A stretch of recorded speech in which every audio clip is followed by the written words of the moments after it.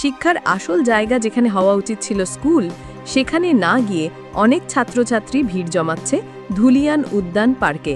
প্রতিদিন সকাল ৯টা থেকে দুপুর ২টা পর্যন্ত দেখা যাচ্ছে স্কুলের পোশাক পরে ছেলেমেয়েরা পার্কে ঘুরছে, মোবাইলে রিল বানাচ্ছে, করছে ফটোশ্যুট। কেউ স্কুল ড্রেস পরে, কেউ বোরখা পরে, কেউ বা স্কুল ব্যাগ নিয়ে ব্যস্ত ইনস্টাগ্রাম বা ফেসবুকের জন্য ভিডিও বানাতে।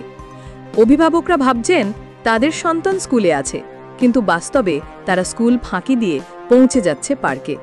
স্থানীয় এক প্রবীণ নাগরিক বলেন, প্রতিদিন দেখি স্কুলের পোশাকে ছেলেমেয়েরা পার্কে ঢুকছে, কেউ মোবাইলে রিল করছে, কেউ সেলফি তুলছে। এটা ওদের ভবিষ্যতের জন্য খুবই ক্ষতিকর।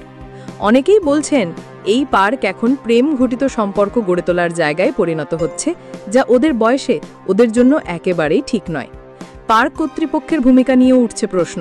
অভিযোগ, তারা স্কুল চলাকালীন সময়েও ছাত্রছাত্রীদের প্রবেশের নিষেধাজ্ঞা জারি করছে না, কারণ টিকিট বিক্রির আয় কমে যাওয়ার ভয়ে। মুর্শিদাবাদ থেকে স্টিং নিউজের রিপোর্ট।